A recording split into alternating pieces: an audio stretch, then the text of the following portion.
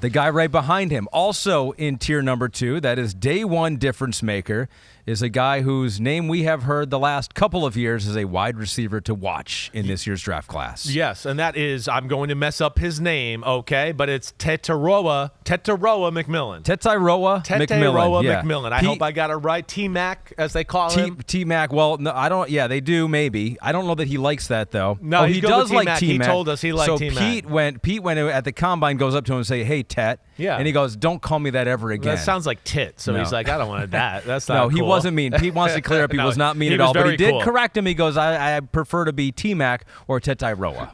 Right. And he's got a great way about him. And, of course, he's super talented. Right? These guys are usually not my favorite type of guys. You know that. What guy? Like, what do you The mean? bigger, not always going to be about separation, not always going to be about yak, right? So you like guys like DK Metcalf, bigger, A.J. Brown, bigger, but they're bigger explosive. Bigger explosive, exactly. That's not him. Right, no. Because he's 6'4", 220. This is more along the lines of like Drake London, great route runner, unbelievable wingspan, incredible hands, right?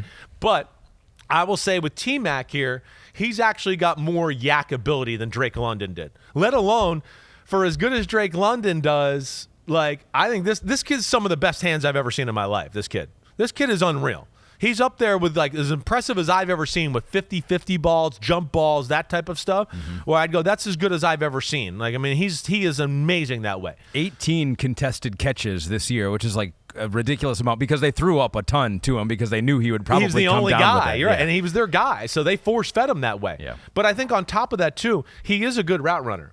For a big guy, his ability to stick the foot in the ground, right, and not take too many steps when he's coming out of the break or doing anything like that, it's pretty damn good, right? So he's got that for sure.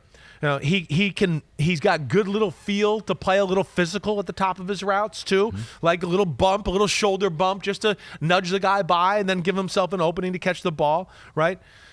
He's always open, even when he's covered, to your point of what you're saying. That's one of the things you see early on. You just go, it doesn't even matter if he's covered. Throw it up to him here. It's 3rd and 12, nobody's open. Throw it to him. Even with no separation. No That's what separation. you mean. Exactly right. He's open with no separation. Exactly. And there's value in that, okay? There is. And I think at first I was a little bit like, man, I don't know. Does he separate enough? But the more I watched, the more I went, I'm seeing separation here.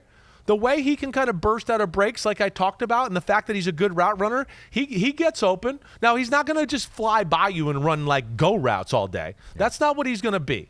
Now, he could catch you off base every now and then, but it's not going to be just, oh my gosh, the pure speed. But the other part of this, too, is the hands are great, and when he catches the ball on the move, watch out, because he can cover ground, right? I don't know what his 40 is. And I'm sure it's probably it's probably high 4.4-ish, I'm going to guess, right? So 4.48, is that what we're hearing? So 4.48, which is about where I would have guessed.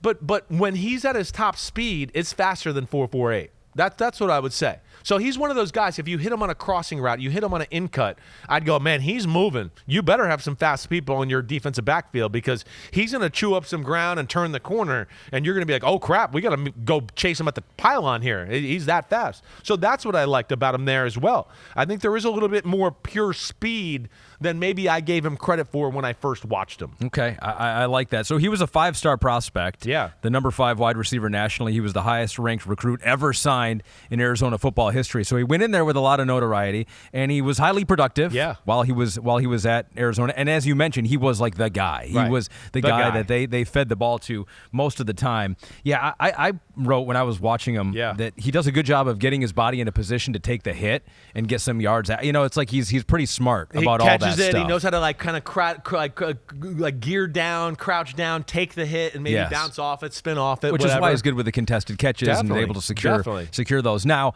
so the question here would be about value, because you clearly like him, and I think you like him a little more the more you've watched him too. Right. But he has been a name that's been out there as potentially the number 1 wide receiver for a couple of years now, still projected about in the top 10. in mock drafts. You hear some people talk about him, though, and so this is Daniel Jeremiah, whose work we love over at NFL.com, puts a lot of work in there. And I brought this to you because I was saying some of this to you, right? Just a little bit going, like, I hear people talk about this guy as a top 10, 15 but when they pick. say him or explain him, I go, the words don't match up for top 10 or 15. And no, I just want to be clear. I don't think he's top 10 or 15. So this is what I don't think Drake London should have ever been top 10. I don't think that's what they are, those guys. They're damn good, but I would never take them in the top 10 or 15. That's not where I would go with it. Well, you just said Kyle Williams, a guy you really, really like and has home run ability, is maybe end of the first round. Exactly. Like I feel like I'd probably with him, like, would be late teens, right? Is where you'd want to go with him when it was all said and done. Maybe that's where, and I know I'm early on it. So I don't want to be in the top 10 or 15 to take T-Mac. I don't, at least. So Daniel Jeremiah says he lacks ideal suddenness or burst in his release, but he is a smooth, easy mover. His tape is littered with contested catches. Some of that spawns from an inability to consistently create separation. Right. So it's the concerns that you have right there, right? So this is a bigger talk, and we didn't do this at the top of your wide receiver rankings. Like, how good is this class? Because sometimes what you'll see is that the class is not all that impressive. Right. So everyone starts moving up because they're like, well, we got to have more than just one wide receiver in the top. What did we have last year, Pete? Was it in the first round? Did we have like four? We had four. I think we had five? more than Did we have four. 5 receivers? Was it 5? Oh yeah, Worthy at the end. But then you got 5, Pearsall, and you got Was Ladd a second rounder? Ladd was at the start of the second. Okay, right. Well, so I mean, it was a ton. So I think everyone's like, all right, well, you got to have like 4 or 5 wide receivers in the first round. It's a valuable position. A valuable position. So your view of this class in general, you really like this class. There were 7 last year in the first round. 7 last year in the first round. Ricky Pearsall was Xavier Legette. Oh, we forgot about Xavier Legette to Carolina in the last pick there. So your view of this class, right? You like them, but there aren't 7 first-round wide receivers in this class. No, there's not 7. The maybe the high end is not as good as it's been in years past, right? I think that's what I would say. What I love this class, though.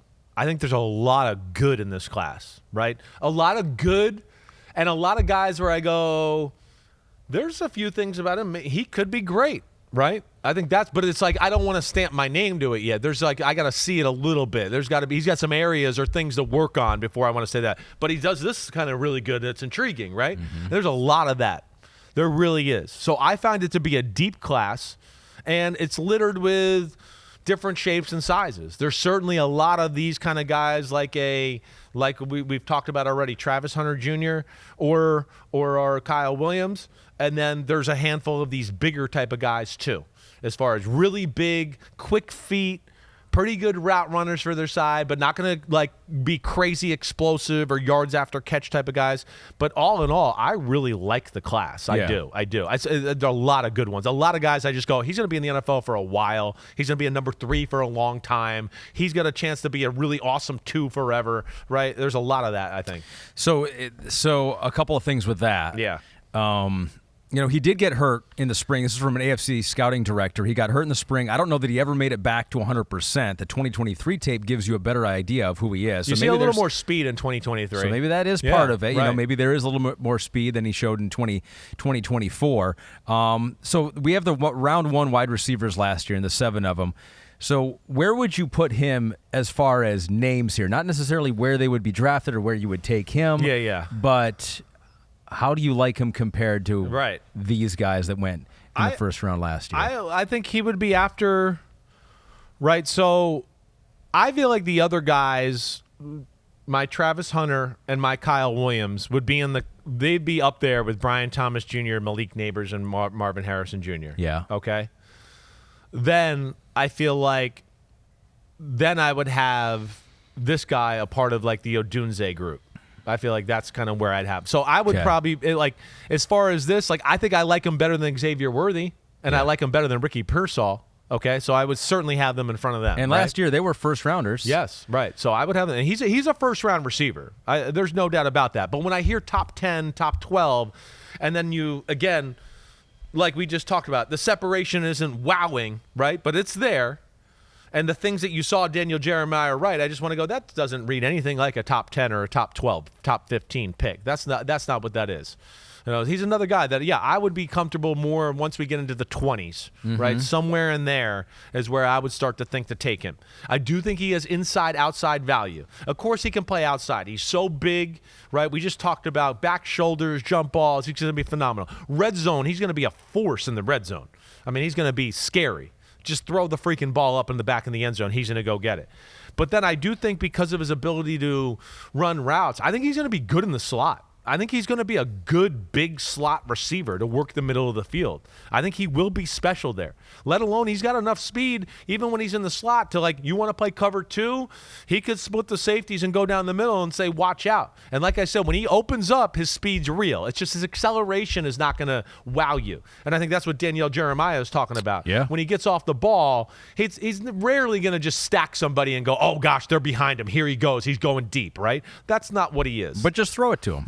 Just throw it to him, and there's a good damn chance he'll come down with the football. That's for sure. All right, that's interesting. Yeah. So that is Tetairoa McMillan. Do not call him Tet. Pete learned that lesson the hard way at the NFL Combine. All right, so you got one more. You got one. No, he was very nice. Pete wants to just reiterate he was very nice about that whole thing. Couldn't have been better. Thanks for watching Chris Simms Unbuttoned. Hey, just because the season's over, it doesn't mean we're over. We ain't going anywhere. The NFL never dies. We're staying right here. Hit subscribe. We got every NFL move. We'll react to that. Plus, Chris has got 4,719 draft prospect profiles to do. Thanks again for watching. Subscribe. You know where to find us. Peace out, homies.